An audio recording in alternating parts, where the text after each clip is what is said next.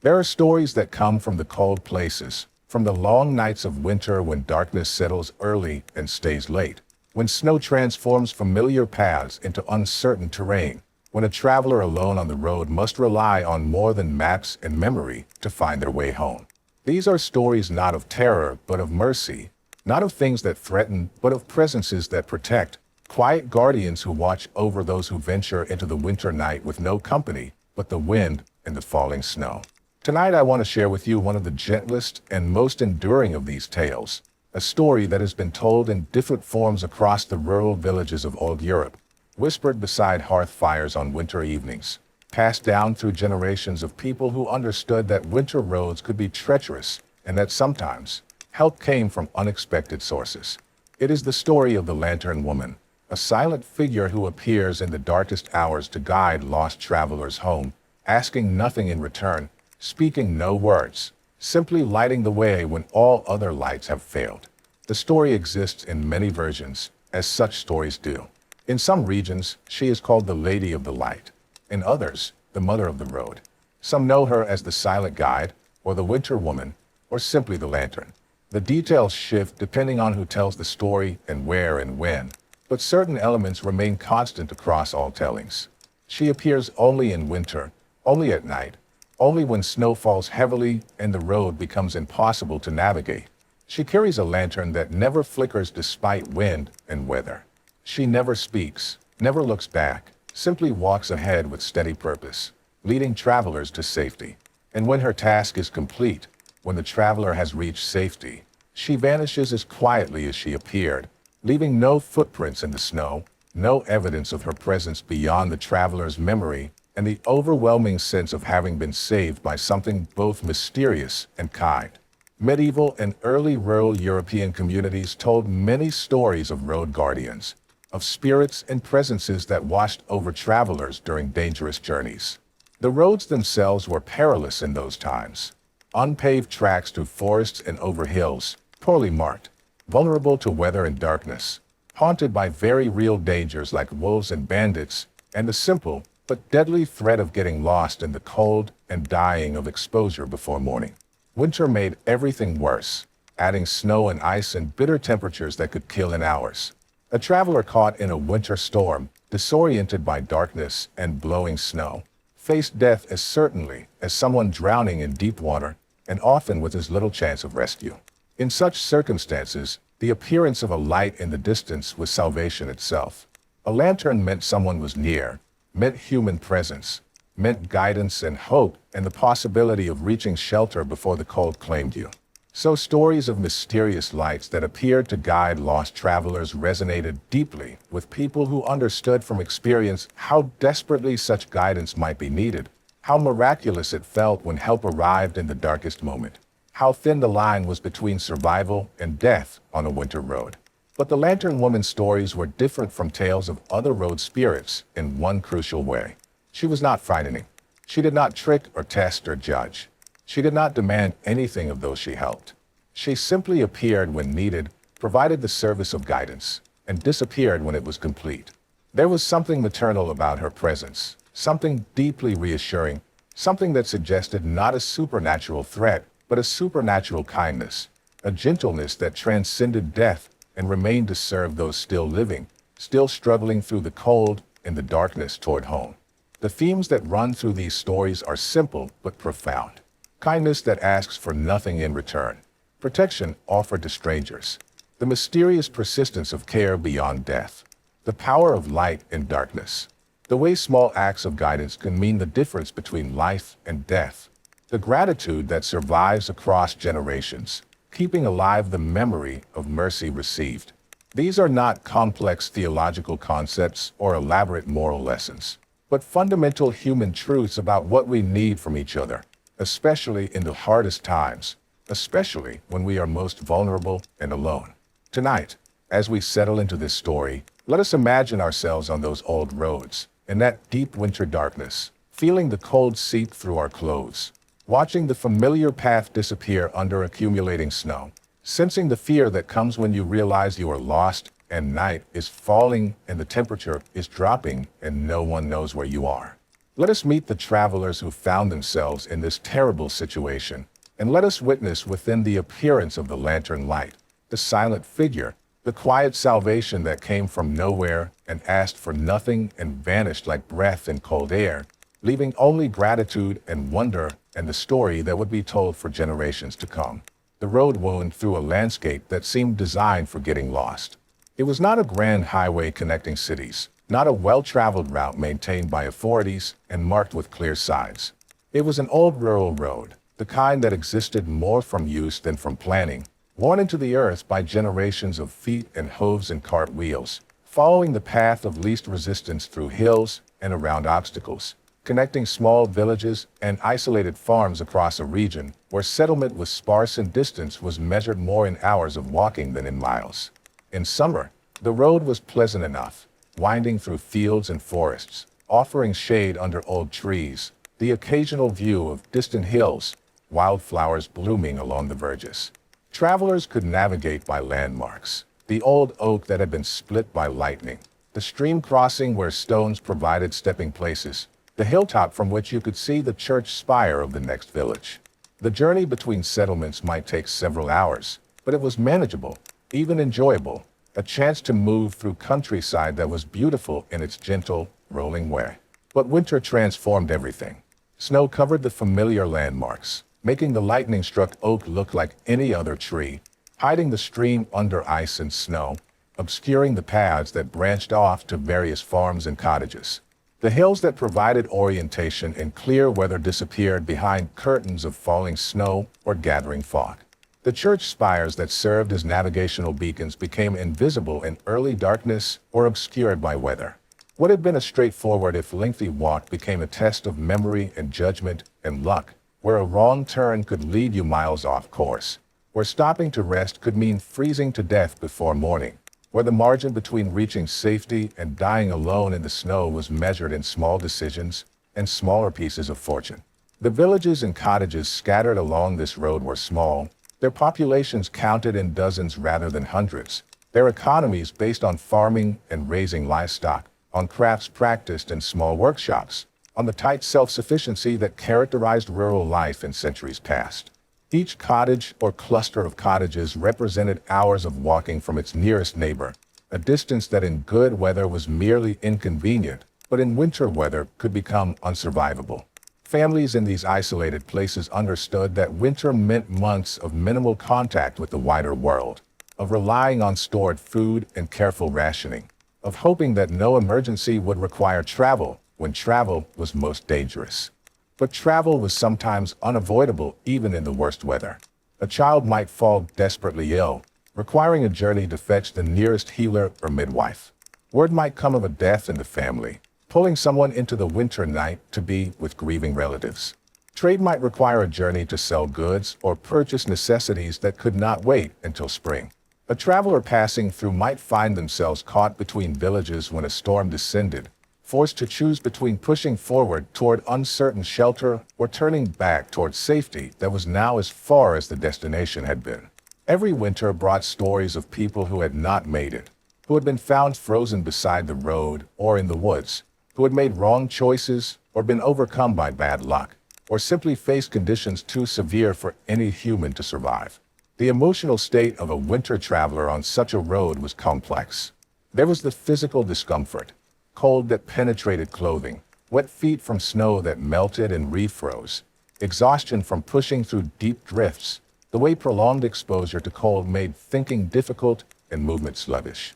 There was the practical anxiety of navigation, watching for landmarks, trying to judge distances, calculating whether shelter could be reached before full darkness or whether the journey should be abandoned in favor of finding some minimal protection to survive the night. There was the deeper fear that came when these calculations went wrong, when landmarks did not appear where they should, when what should have been a 4-hour walk stretched to 6, and then 7 with no sign of the destination, when the creeping awareness settled in that you might be lost, truly lost, with no clear way forward and no safe way back. Loneliness added its own weight to the winter traveler's burden.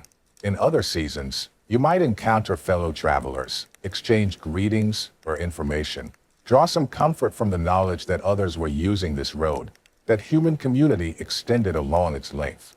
But winter roads were empty, traveled only when absolutely necessary, offering no companionship, no reassurance that someone else might come along if you fell or became too cold to continue. You were alone with the snow and the wind and the gathering darkness. And if you failed to reach safety, it might be weeks or months before anyone found you, waiting for spring to melt the snow that would have covered your body, preserving your frozen form until warmer weather revealed what winter had claimed. In such circumstances, light took on enormous significance. A lantern meant human presence, someone alive and mobile who might help or guide, or at least bear witness. The warm glow of a cottage window meant shelter was near, that the journey was almost over, that survival was assured. Even the moon or stars provided some orientation, some relief from total darkness, some small comfort in their familiar patterns and distant light. But on the worst nights, when clouds obscured sky and snow obscured earth, when the wind blew out candles and made lanterns flicker unreliably, when darkness was complete and cold was absolute, a traveler might walk for hours seeing nothing but the few feet immediately ahead, trusting to memory or instinct or desperate hope that the path beneath their feet was still the right path, still leading somewhere safe rather than deeper into woods or up a hillside that led nowhere. The old road of our story wound through such a landscape, connecting villages whose names have been lost to time, following a route that no longer exists in its original form. The road is gone now, paved over or plowed under, or simply abandoned to nature as populations shifted and better routes were established. The villages it served are ruins or memories, the cottages long collapsed, the families who lived in them scattered to history. But the stories remain, preserved in the oral tradition, written down eventually by folklorists and historians who recognize their value, kept alive because they spoke to something that transcends particular times and places. The universal human experience of being lost and afraid, of needing help and having it arrive mysteriously, of the gratitude that comes from being saved when all seemed lost. Along this vanished road, in winters long past, traveled people whose individual stories are mostly forgotten, but whose collective experience created the legend we tell tonight. They were farmers returning from market, craftspeople delivering goods to distant customers, family members visiting relatives, wanderers and peddlers, and all the various people who had reason to be on the road, even in winter's worst weather. Most made their journeys safely, reaching their destinations tired and cold, but alive. Some did not, their bodies found in spring, tragic reminders of winter's indifference to human need. And some, a special few, met the Lantern Woman. The traveler whose story we follow tonight was caught between villages when the storm descended. They had left home in the morning when the sky was overcast but not threatening, expecting to reach their destination by mid-afternoon, to complete their business and find shelter for the night with relatives or in the village inn. It should have been a straightforward journey, one they had made many times before, a familiar path that held no mysteries or dangers in normal conditions. But winter weather is treacherous in its unpredictability, and what had seemed like merely cloudy skies in the morning had developed into something more serious by noon. Snow began falling, lightly at first, then more heavily, the flakes growing larger and more numerous until the world became a confusion of white. The wind rose, driving the snow horizontally rather than letting it fall straight down, creating conditions where visibility dropped to nearly nothing, where the path ahead disappeared into a white chaos that obscured everything beyond a few feet. The traveler pushed forward, hoping the storm would pass or at least diminish enough to allow them to reach the next village. But the opposite happened. The storm intensified, the snow deepening with frightening speed, the wind growing stronger and colder, turning what should have been a manageable journey into an ordeal of endurance. The familiar landmarks that should have marked the way became indistinguishable under accumulating snow, and the traveler began to experience the first whispers of fear, the realization that this was becoming dangerous, that miscalculation or bad luck could turn this ordinary journey into something life-threatening. They continued walking because there seemed no better option. Stopping meant surrendering to the cold, allowing hypothermia to set in, likely dying in the snow unless the storm passed quickly and miraculously. The only hope was to keep moving, to find shelter or at least reach far enough to encounter some sign of human habitation, some cottage where they could beg refuge for the night. So they walked, one foot in front of the other, pushing through snow that now reached their knees in places, leading into wind that seemed determined to drive them back, trying to keep to what they believed was the road, though the snow made everything look the same, made every direction equally uncertain. Time became difficult to judge. The storm created a perpetual twilight, neither fully dark nor offering any natural light. Just a dim gray sameness that gave no indication and holding the lantern was a figure, a woman standing still beside what might have been the road, her form only partially visible in the lantern light and the blowing snow. She was dressed in dark, simple clothes, a cloak or shawl wrapped around her shoulders, her face obscured by distance and weather and the contrast between the lantern's bright glow and the surrounding darkness. She stood without apparent discomfort despite the cold and wind, patient and still, as if she had been waiting, as if she had been expecting someone to appear from the storm, as if her presence here was purposeful rather than coincidental. The traveler called out, their voice rough from cold and exhaustion, trying to ask for help, to explain their situation, to request guidance to the nearest shelter. But if the woman heard, she gave no verbal response. Instead, she simply turned, the lantern swinging gently with the movement, and began walking, her pace steady and unhurried, following what appeared to be the road, moving with the confidence of someone who knew exactly where they were going and how to get there. The traveler hesitated only a moment before following. What choice did they have? To remain where they were meant, continuing to be lost, continuing to face the very real possibility of death from exposure. To follow this mysterious woman with her lantern meant at least movement towards something, some destination that she apparently knew and could reach. Whether she was leading them to safety or somewhere else, whether her presence was natural or something stranger, mattered less than the simple fact that she offered guidance when the traveler had none, light when there was only darkness, hope when despair had been settling like the snow. So they followed, keeping the lantern light in view, trailing behind this silent figure who walked through the storm as if it could not touch her, who navigated the snow-covered path with certainty while the traveler stumbled and struggled, whose lantern never flickered despite wind that should have extinguished any normal flame. The journey that followed was unlike any the traveler had experienced before. It was still cold, still exhausting, still a struggle through deep snow and bitter wind, but something fundamental had changed. Where before there had been only uncertainty and fear, now there was direction and purpose. The lantern ahead provided not just physical illumination, but psychological comfort, a fixed point to focus on, a promise that they were going somewhere rather than wandering in circles waiting for the cold to claim them. The woman, for woman she appeared to be, though details remained obscure in the darkness and storm, walked with a steady, even pace that somehow accommodated the traveler's exhausted stumbling. She never got so far ahead that the lantern disappeared from view, never moved so slowly that she seemed to be waiting impatiently for the traveler to catch up. She simply walked, and the traveler followed, and together they progressed through the storm-torn night in a kind of silent partnership where no words were needed because the purpose was clear and shared. The traveler tried several times to speak to their guide, to express gratitude or ask questions about where they were going or how much further it might be. But the woman never responded, never turned around, never acknowledged the traveler's words in any way. This silence might have been unnerving under other circumstances, but here, now, it felt appropriate somehow, as if this was a journey that existed outside normal human interaction, as if the woman's presence and guidance were gifts that did not require acknowledgement or explanation, that simply were, like the snow itself or the darkness or the cold. As they walked, the traveler began to notice things that seemed strange or impossible, but which they were too exhausted and grateful to question deeply. The woman's lantern burned with remarkable steadiness, its light never wavering despite wind that continued to gust with storm force intensity. The glass that protected the flame should have been covered with frost or snow, yet it remained clear, the light shining through unobscured. The woman herself seemed unaffected by conditions that were devastating the traveler. She moved without visible effort through snow that made every step a labor for the person following her.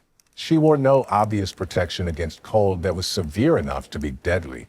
She left no visible footprints in the fresh snow, even though the traveler's own passage left clear marks behind. These anomalies registered in the traveler's awareness without triggering alarm or fear. Perhaps they were too cold and tired to fully process what they were seeing, or perhaps some intuitive understanding suggested that questioning these impossibilities was less important than following the light that offered salvation. The woman was unusual, certainly. Her presence defied easy explanation. But she radiated something that felt safe, even maternal, a sense of care and protection that transcended the strangeness of the situation. The traveler felt not threatened but guarded, not wary but watched over, as if an invisible shield had been placed between them and the worst of the storm's fury. The path the woman followed was not always what the traveler would have chosen. She turned where the traveler remembered no turn existing, followed routes that seemed to diverge from the main road, navigated through sections of what appeared to be trackless snow with the confidence of someone who could see clearly where the traveler saw only white confusion. But each time the traveler felt doubt rising, each time fear whispered that perhaps they were being led astray, the lantern light ahead would steady them. The woman's unhurried pace would reassure them, and they would continue following, trusting because trust was all they had left to offer. Hours passed, though time remained difficult to judge with certainty. The storm continued its assault, but within the sphere of the lantern's light, there was a pocket of relative calm, as if the woman's presence created a small zone where the wind's force was diminished, where the snow fell less frantically, where the air itself felt marginally less bitter. The traveler remained cold and exhausted, but the sharp edge of mortal danger had dulled. They were no longer dying, no longer counting down their remaining minutes of consciousness before hypothermia claimed them. They were walking, following, enduring, sustained by the mysterious protection that this silent woman somehow provided. The woman led them past dangers that the traveler only recognized retrospectively. A section of the path that might have led to a steep drop, barely visible in the blowing snow. A frozen stream whose ice might not have supported a person's weight. A stand of trees that would have provided false shelter. A place to stop and rest that would have become a place to freeze and die. The woman navigated around all these threats with the assurance of intimate knowledge, choosing the safe route every time, protecting the traveler from hazards they might not have recognized until too late. There was something timeless about this journey, something that placed it outside normal experience. The traveler felt as if they had been following this lantern for hours or days or their entire life, as if the storm had always existed and would always exist. As if the only reality was this endless walk through snow and darkness behind a silent guide whose face they had never clearly seen. Past and future collapsed into an eternal present where there was only the next step, the light ahead, the rhythm of movement through cold and wind and night. But gradually, subtly, things began to change. The storm's intensity seemed to ease, or perhaps they were moving into a more sheltered area where the wind's force was broken by hills or forest. The complete darkness began to show variations, hints of gray that suggested dawn might be approaching or that they were nearing some source of ambient light. The woman's lantern, which had been the only visible thing in a world of blackness, now illuminated surroundings that were taking shape, becoming distinguishable as trees and rocks and the outline of a path rather than mere vague suggestions of solidity in the void. And then, ahead, the traveler saw what they had been walking toward through all those hours of darkness and storm. Lights. Multiple lights. Not just the single lantern they had been following, but several warm glows that could only be cottage windows, human habitation, safety and shelter, and the end of this terrible journey. A village, or at least a cluster of buildings that represented salvation, that meant warm fires and dry clothes and hot food, and the overwhelming relief of having survived when survival had seemed impossible. The woman with the lantern continued walking toward these lights, leading the traveler down the final stretch of path that brought them to the edge of the settlement. The buildings were close now, solid and real, smoke rising from chimneys, the glow from windows promising warmth and life and welcome. The traveler felt tears forming, freezing on their cheeks, tears of gratitude and relief, and the release of tension that had been holding them rigid for hours. They wanted to thank the woman, to somehow express the magnitude of what she had done for them, the life she had saved, the mercy she had shown. They hurried forward, trying to catch up to where she walked ahead with the lantern, ready to take her hand or speak words that might convey even a fraction of the gratitude they felt, planning to bring her into the village with them, to ensure she too received warmth and shelter after her service. But as the traveler moved forward, as they reached the spot where the woman should have been standing just ahead, they found nothing. The lantern was gone. The woman was gone. There was only the path leading to the village, empty of any human presence except the traveler's own stumbling figure. Only the lights of the cottages ahead and the darkness of the storm behind. Only the evidence of their own footprints in the snow. Single tracks, leading from nowhere visible, showing no sign of any companion, suggesting that the entire journey had been made alone. The traveler stood in shocked confusion, turning to look back the way they had come, seeking any sign of the woman who had guided them to safety. But there was nothing. No figure retreating into the storm. No lantern light receding into darkness. No footprints in the snow to show where she had walked or which direction she had gone. Nothing at all to prove she had ever existed except the traveler's memory and the impossible fact of their survival, of having navigated safely through a storm that should have killed them, of having found their way to this village when they had been hopelessly lost just hours before. The travelers stumbled into the nearest cottage, their arrival announced by desperate knocking on the door, their appearance speaking of harsh exposure and narrow escape from death. The family inside welcomed them immediately with the automatic hospitality that characterized rural life in those times, understanding without explanation that here was someone in need of urgent warmth and care, someone who had survived something terrible and required immediate help. They were brought to the fire, their frozen outer garments removed, blankets wrapped around shaking shoulders, hot drink pressed into hands that could barely hold the cup. The family asked no questions at first, recognizing that warmth and recovery took precedence over curiosity, that the story could wait until the immediate crisis of cold exposure had been addressed. The travelers sat by the fire, drinking and warming, feeling sensation return painfully to frozen extremities, experiencing the overwhelming relief and gratitude that comes from reaching safety after genuinely believing death was imminent. Eventually, when warmth had been restored and the immediate danger passed, the family gently inquired about what had happened, how the traveler had come to arrive at their door in such condition, whether they had been traveling alone or had companions who might still be out in the storm and needing rescue. The traveler began to tell their story, the journey undertaken in what seemed like manageable weather, the sudden intensification of the storm, the disorientation and growing fear, the certainty of death approaching. And then, hesitantly, almost apologetically, the traveler described the woman with the lantern, the mysterious figure who had appeared when hope was fading, the silent guide who had led them safely to the village despite impossible conditions, the protector whose lantern never flickered and whose presence somehow made survivable what should have been deadly. The traveler spoke expecting skepticism or concern about exposure-induced hallucinations, bracing for polite disbelief or worried suggestions that the cold had affected their mind. But the reaction was nothing like that. The family exchanged glances that spoke of recognition rather than doubt. The oldest person present, a grandmother who had lived in this village for more than 70 years, nodded slowly and said words that the traveler would remember for the rest of their life. You were blessed by the lantern woman. She has walked these roads for longer than anyone can remember, guiding those who lose their way in winter storms. You are not the first she has saved, and you will not be the last. The traveler listened in amazement as the family shared what they knew of the legend. The lantern woman appeared only in winter, only during the worst storms, only to travelers who had lost their way and were in genuine mortal danger. She never spoke, never revealed her face, never accepted thanks or asked for anything in return.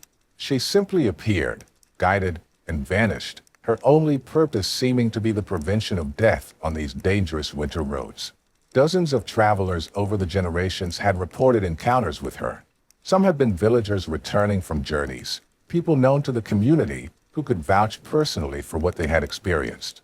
Others had been strangers passing through who had told their stories before continuing on their way, adding their testimony to the accumulated evidence that something mysterious and merciful operated on these roads. The explanations for who or what the Lantern Woman might be varied depending on who was telling the story. The most common version said she had been a mother from one of the villages, a woman who had lost her son to a winter storm when he was traveling home from work in a distant town. The boy had never arrived, his body found in spring, frozen beside the road where he had apparently sat down to rest and never risen again. The mother had gone mad with grief, they said, wandering the roads with a lantern calling for her son, searching through winter storms until she too succumbed to the cold and died. But her spirit remained, and in some transformation that occurred after death, her personal grief became universal compassion. Her searching for her own lost child became a mission to ensure no other traveler lost their way, no other mother received the news she had received. Others told a slightly different story, suggesting the woman had not been searching for her son, but had herself been a traveler who died in the snow, and her spirit remained out of a desire to prevent others from suffering her fate, to guide where she had been lost, to provide the help she herself had never received. This version emphasized the idea that tragedy could transform into mercy, that the woman's death had not been meaningless, but had become the origin of a protective presence that had saved countless lives in the years since. Some of the more religious villagers understood the Lantern Woman as an angel or saint, a divine figure sent to watch over travelers and protect them during the dangerous winter months. They connected her appearance to other Christian traditions of protective spirits and guardian angels, interpreting her silence as holy mystery rather than tragic speechlessness, seeing her lantern as a symbol of divine light guiding believers through the darkness of worldly trials. Still others suggested she might have been a simple villager, someone known for kindness and hospitality in life, who had made caring for travelers her particular concern. Perhaps she had kept a candle burning in her window to guide night travelers. Perhaps she had opened her door to anyone who needed shelter. Perhaps her characteristic generosity had somehow persisted after death, her spirit continuing the work of guidance and protection that had defined her living years. This interpretation appealed to those who valued the idea that ordinary goodness could become extraordinary, that lives lived in simple service could transcend death and become legend. What struck the traveler as they listened to these various explanations was that no one seemed troubled by the impossibilities involved, by the supernatural elements that modern minds might struggle to accept. In that time and place, the boundary between natural and supernatural was understood differently, as something more permeable and less absolute than later centuries would insist upon. The villagers believed in the Lantern Woman not despite the strangeness of her existence, but because of the evidence, the consistent testimony across generations, the saved lives that could not be explained by chance or natural occurrence, the sense that their dangerous roads were watched over by something that cared whether travelers lived or died. The traveler asked whether anyone had tried to speak with the Lantern Woman, to learn more about her, or offer thanks, or help in whatever way a living person might help a spirit. The grandmother explained that many had tried, but the woman never responded to words, never stopped to engage in communication, never allowed herself to be detained or questioned. Her purpose was solely to guide, and once that purpose was fulfilled, she vanished, returning to whatever realm she inhabited between her appearances on winter roads. Attempting to force contact or demand explanations seemed both futile and somehow disrespectful, a violation of the gift she offered through her silent service. The family insisted the traveler stay with them for the night, and as long as needed to fully recover from their ordeal. They fed them, provided a bed, treated them with the generous hospitality that their culture valued, and that felt especially meaningful after what the traveler had survived.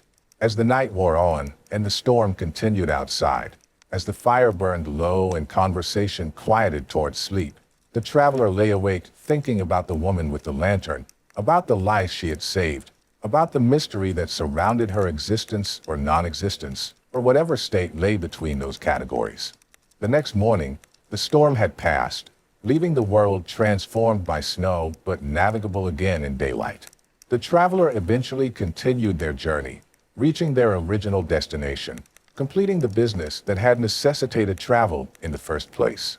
But they carried with them the story of the Lantern Woman, and they told it for the rest of their life, adding their testimony to the centuries of accumulated witness, keeping alive the legend of the silent guardian who walked the winter roads, asking nothing, giving everything, protecting strangers with a care that transcended death and time and the boundaries of ordinary understanding. The story of the Lantern Woman belongs to a broader tradition of protective winter spirits that appears in folklore across Europe's rural regions. These are not the frightening spirits of ghost stories, not malevolent entities that threaten or harm, but gentle presences that watch over vulnerable travelers, that intervene at moments of greatest need, that embody the hope that we are not entirely alone, even in the most isolated and dangerous circumstances. They emerge from communities that understood winter's dangers intimately, that lost people to cold and storm with heartbreaking regularity, that needed to believe in protection beyond what human vigilance could provide. Light carries enormous symbolic weight in these stories, and lanterns in particular serve as powerful metaphors for guidance and hope. A lantern is a contained light, portable light that can be carried into darkness and maintained despite wind and weather. It represents human ingenuity and human care. Someone had to light it. Someone had to carry it. Someone chose to bring illumination into the darkness rather than surrendering to night. In winter folklore, lanterns often represent the light of faith or hope or human kindness, small flames that persist against overwhelming darkness, that refuse to be extinguished by circumstances that should overwhelm them. The Lantern Woman's silence adds to her mysterious power. She offers no explanations, makes no demands, enters into no transactions or bargains. Her help is freely given without expectation of return, without need for gratitude or recognition, without any apparent desire for interaction beyond the simple act of guidance. This wordless generosity suggests a purity of motive that transcends the usual human mixtures of selfishness and altruism. She saves lives not because she will benefit, not because she expects reward, not even because she needs to be thanked, but simply because that is what she does, who she is, her entire purpose distilled into this single compassionate action. The various origin stories attached to the legend speak to different ways communities processed and understood loss and grief. The mother searching for her lost son resonates with the primal pain of losing a child, the way such grief can feel unbearable and unending, the desperate need to do something even when nothing can be done. The transformation of that grief into protection for others suggests a kind of redemption, a way that personal tragedy might become public good, that suffering might generate compassion rather than merely multiplying pain. It offers comfort to those who grieve, suggesting that their lost loved ones might somehow continue to matter, to serve, to exist in forms that transcend death and continue to affect the living world. The idea that the Lantern Woman herself was once lost and now prevents others from sharing her fate speaks to different but equally powerful emotions. The wish that our own suffering might have meaning, that what harmed us might ultimately protect others, that our struggles and losses might serve some larger purpose rather than being merely random and meaningless. This interpretation transforms victim into guardian, helplessness into power, individual tragedy into communal benefit. It suggests that even death need not be the final word, that service and care can continue in ways we do not fully understand, but can recognize and receive with gratitude. The supernatural elements of the story, the woman's apparent imperviousness to cold, her lack of footprints, her mysterious appearances and disappearances, mark this as something beyond ordinary experience, but not necessarily beyond all possible experience. Medieval and early rural European worldviews made room for such phenomena, understanding that reality contained more than what could be easily explained or categorized. The supernatural was not separate from the natural, but woven through it, emerging at particular times and places, operating according to rules that might not be fully understood, but could be recognized and respected.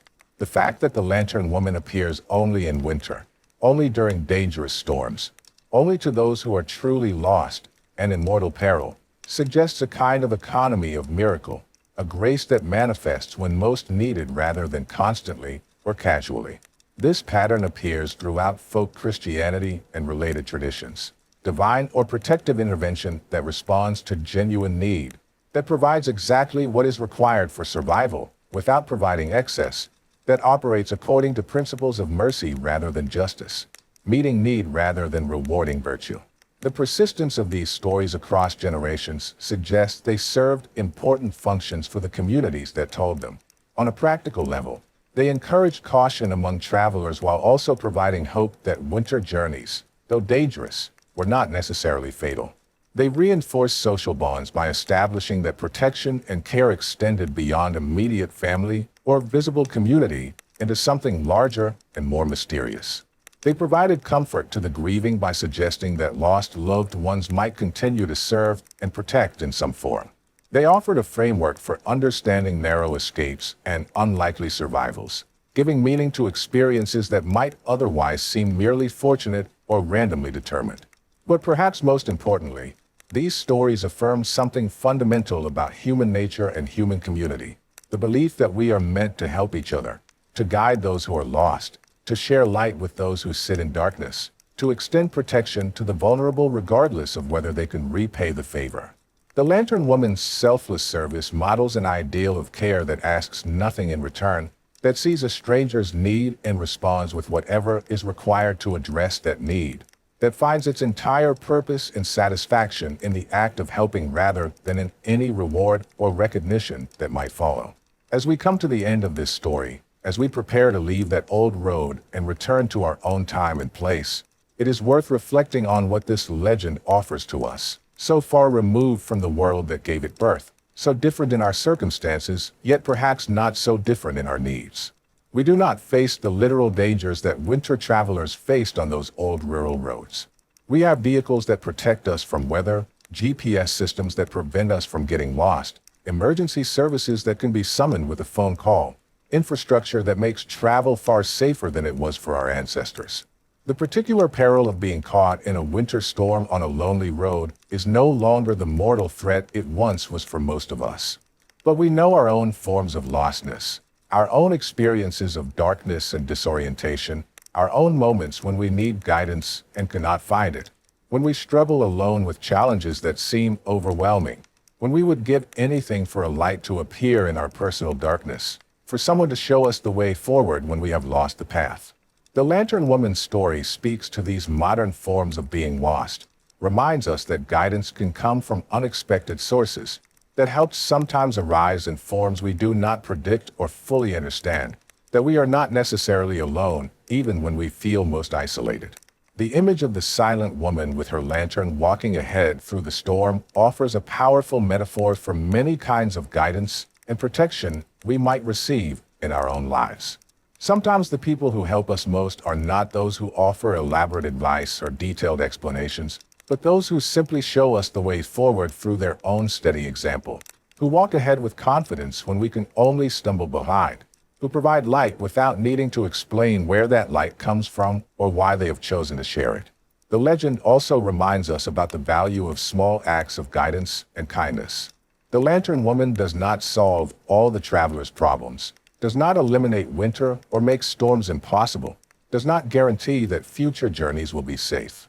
She simply provides what is needed in that specific moment: light, direction, protection sufficient to survive this particular danger. Sometimes help looks like that, not comprehensive solutions, but immediate intervention that addresses the urgent need, that gets us through the crisis even if it does not eliminate all future challenges.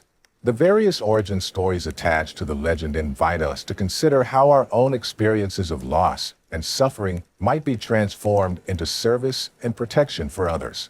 The mother who lost her son but continues to protect other travelers. The woman who died lost and cold but ensures others do not share her fate. These narratives suggest that our griefs and struggles need not be merely personal tragedies, but can become sources of compassion, that what wounded us might make us more attentive to others' wounds, that our survival of difficult journeys might equip us to guide others through similar dangers. We might ask ourselves who the lantern bearers have been in our own lives, who appeared when we were lost and showed us the way forward, who provided light when we were in darkness, who offered protection when we were vulnerable. And having received such help, are we called to become lantern bearers ourselves, to walk ahead of others who struggle, to share whatever light we carry with those who sit in darkness?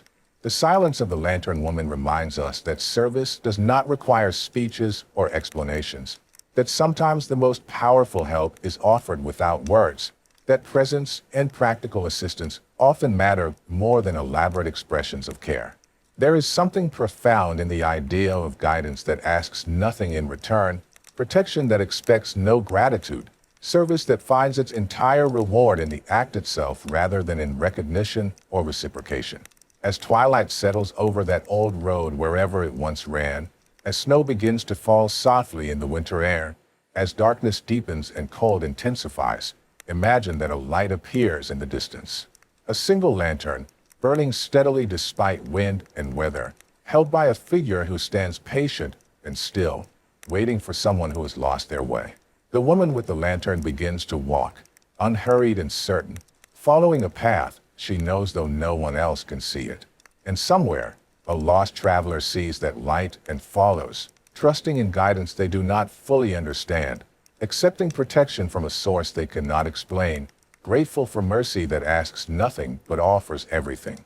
The old road is gone now, paved over or plowed under, or simply abandoned to the forest.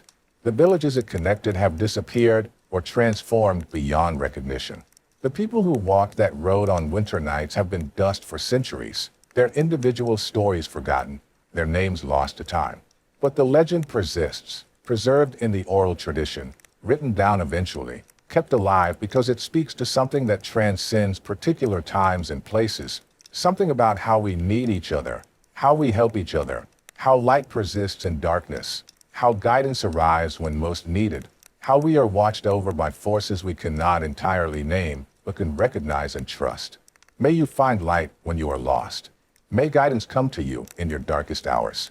May you be both helped and helper, both saved and savior, both receiver and bearer of light. And may you walk forward with the confidence of knowing that you are not alone on your journey, that others have walked this path before you, that some have remained to light the way for those who follow, that protection and mercy exist in forms we do not always understand, but can gratefully receive. The lantern glows in the darkness, steady and warm. The woman who carries it walks on through the winter night, patient and eternal, waiting for the next traveler who will lose their way, ready to guide, to protect, to save. She asks nothing. She gives everything. She remains silent and compassionate, the eternal guardian of the winter roads, the lantern woman who will not let you die alone in the cold, who will lead you home when you have forgotten the way, who will be there when you need her most, carrying light into your darkness, offering the gift of guidance that has no price, because mercy cannot be purchased, only given and received with grateful hearts. The snow falls softly. The lantern glows. The way forward is illuminated. Follow the light. Trust the guide. You are not alone.